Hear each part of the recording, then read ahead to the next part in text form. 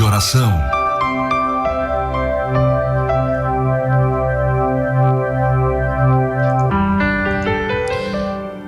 Queridos, vamos orar, iniciando o nosso programa, mas antes compartilhando uma palavra da parte de Deus. E quero ler com você em 2 Pedro, segunda carta de Pedro, no capítulo 1 e o versículo 16. Porque não vos fizemos saber o poder e a vinda de nosso Senhor Jesus Cristo, seguindo fábulas astuciosamente compostas, mas nós mesmos vimos a sua majestade. Porquanto ele recebeu de Deus Pai honra e glória, quando da magnífica glória que lhe foi dirigida a seguinte voz: Este é o meu filho amado, em quem tenho comprazido. E ouvimos esta voz dirigida do céu, estando nós com ele no Monte Santo, e temos muito firme a palavra dos profetas, a qual bem fazeis em estar atentos, como a luz que ilumina em lugar escuro, até que o dia amanheça e a estrela da alva apareça em vossos corações. Sabendo primeiramente isto, que nenhuma profecia da Escritura é de particular interpretação. Porque a profecia nunca foi produzida por vontade de homem algum, mas os homens santos de Deus falaram inspirados pelo Espírito Santo. Olha, quem testifica isso não é alguém que fica sabendo de uma história. E claro que não há nenhum problema nisso. Mas como é bom a gente ler essas palavras de alguém que diz, eu vi. De alguém que diz, eu estava lá. Como é bom a gente ler, a gente degustar, a gente comer desta palavra e ouvir de alguém. Parece que a gente está vendo Pedro escrevendo, parece que a gente está ouvindo ele falar a respeito de Jesus e dizer assim: eu fui uma das testemunhas. E certamente ele está fazendo a referência e provavelmente o Monte da Transfiguração foi o Tabor. Há alguns que divergem, enfim, mas isso não é importante. O importante é o que aconteceu, independente se foi no Tabor, se foi em qualquer outro monte. É o testemunho de alguém que estava lá e pôde comprovar, e pôde ver, e pôde ouvir. Testemunha é aquele que vê, ouve e fala. Isso é uma testemunha. Pedro é uma testemunha. Ele viu e ele ouviu. Certa vez, diante de autoridades, eles disseram: nós não podemos nos calar. Ou seja, nós somos uma testemunha que não pode ficar calada. Nós temos que falar do que temos visto, o que temos ouvido. Então, a testemunha que se cala, ela pode alterar toda uma investigação, todo um processo. Uma testemunha que oculta a informação pode penalizar alguém que não é culpado, ou pode alterar a culpa de alguém, ou diminuir a culpa de alguém.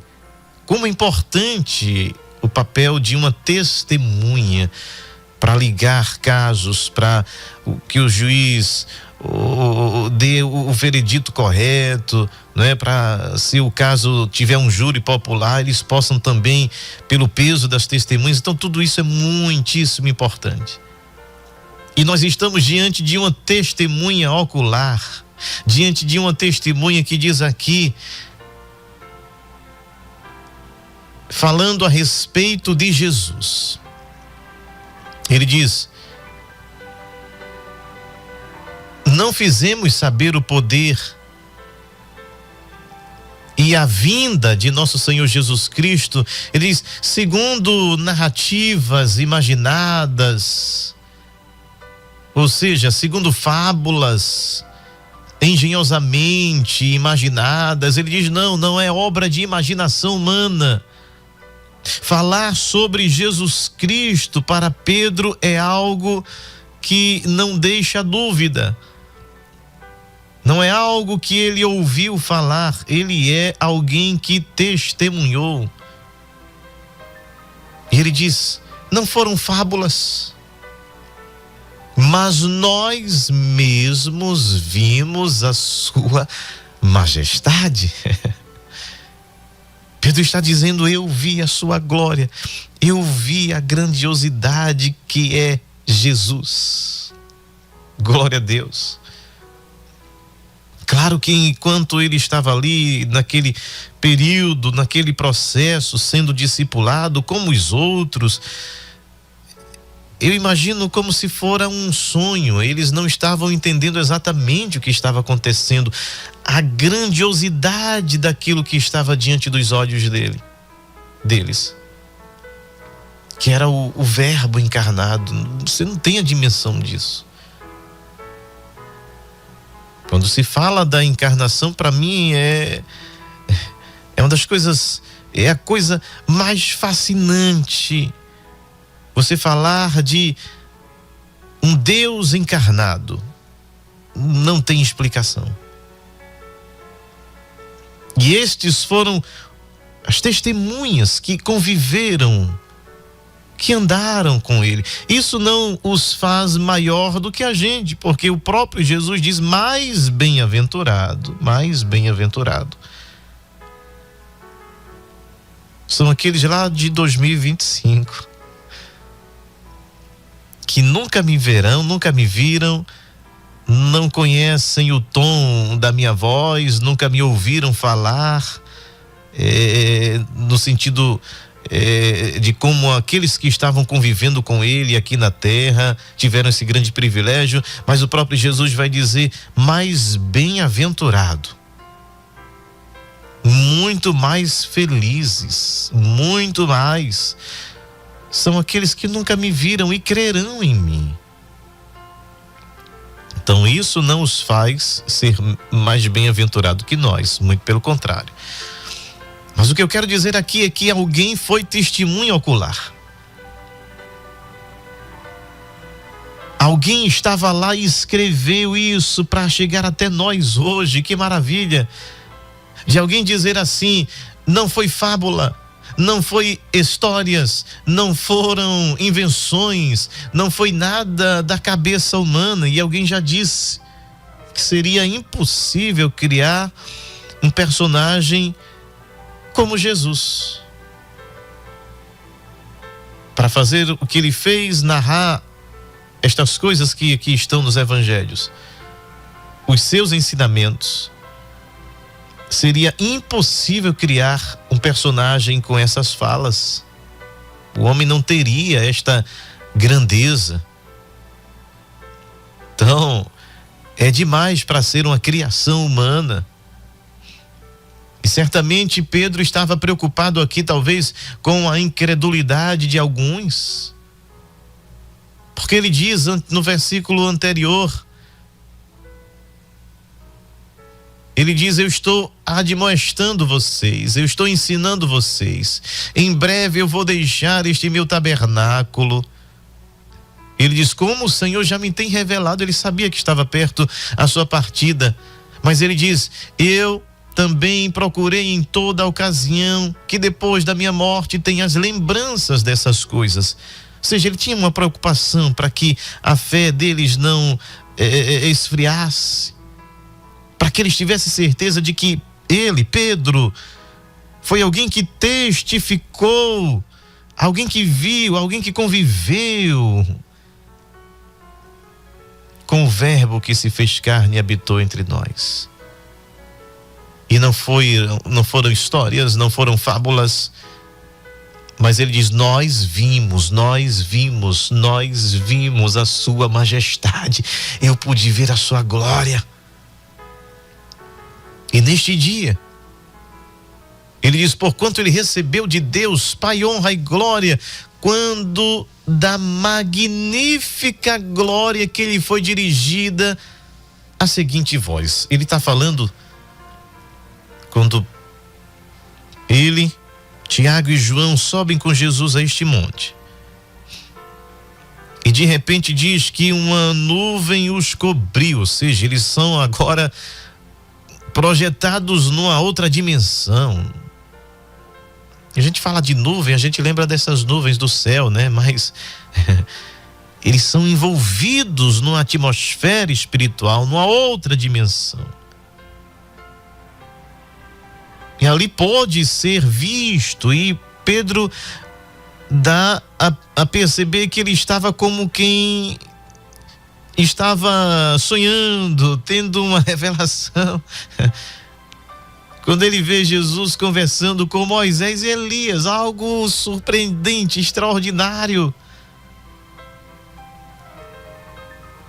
E ele diz: olha, já que estamos aqui, é bom que a gente esteja aqui, façamos três cabanas. Mas ele diz aqui: eu pude testificar que neste dia, quando sua veste resplandeceu, quando agora aquele Jesus que a gente estava acostumado a vê-lo, e como diz o profeta Isaías, ele era 100% homem, ele era humano, mas de repente algo extraordinário acontece, que as suas vestes resplandecem, assim como o seu rosto, uma glória invade aquele lugar, uma atmosfera diferente. E ele ouve uma potente voz dizendo: este é o meu filho. Esse aí é meu filho. E o termo usado, este é meu filho, não é como um filho comum, como todos nós somos filhos de Deus, mas este é o filho no sentido de que ele é igual ao Pai, ele é igual a mim, este é o meu filho amado. E o próprio Jesus vai dizer que quem vê ele vê o Pai.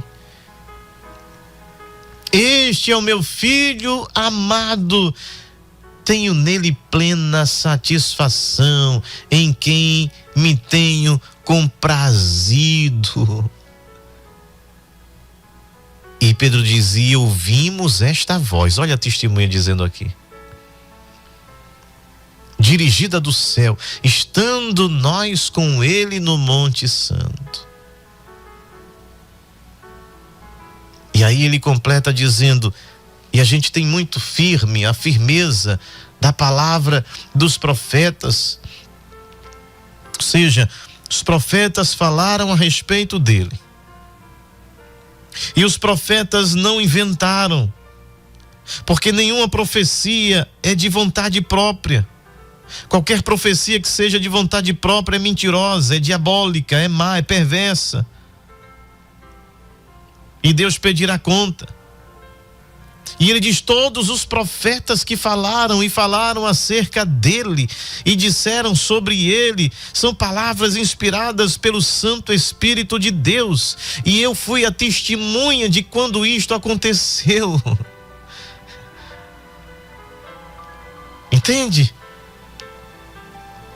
Porque nenhuma profecia da Escritura é de particular interpretação.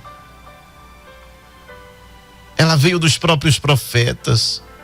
Nunca foi originada da vontade humana, mas foi o Espírito Santo. E através do Espírito Santo que eles falaram da parte de Deus. E eles falaram sobre Jesus. E agora eu estou dando testemunho de que é verdade, de que é real, de que ele é divino, de que ele é Deus, de que ele resplandece como o sol ao meio-dia, de que eu vi falando com Moisés e Elias. E é por isso que estes homens não tiveram sua vida por preciosa, eles pagaram um preço alto para que esta palavra chegasse até nós. Veja como nós somos privilegiados. E esta palavra chegou até nós para testificar de que Jesus é, de que Jesus reina, de que todas as profecias apontavam para ele, se cumpriram e outras ainda se cumprirão, de que ele é a imagem do Deus invisível, ele é resplendor da sua glória, é o cabeça da igreja e que através dele, não através de histórias, de invenções, ou de alguém que por si só diz ter tido uma revelação, ou um novo mandamento, Paulo vai dizer: foge destes. Nem se um anjo descer do céu trazendo uma nova revelação, um novo mover, repreenda em nome de Jesus. Para que tenhamos a certeza de que Jesus é. E ele continua sendo, e ele sempre será. E ele quer transformar vidas.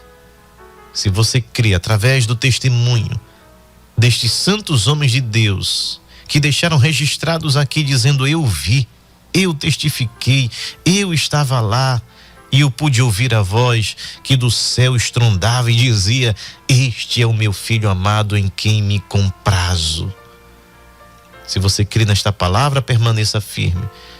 Se você ainda não a tem em seu coração, que você possa abrir o seu coração e ter a certeza de que tudo o que falamos aqui é real e não é invenção, não vem da capacidade da inteligência humana. É revelação de Deus, é palavra de Deus.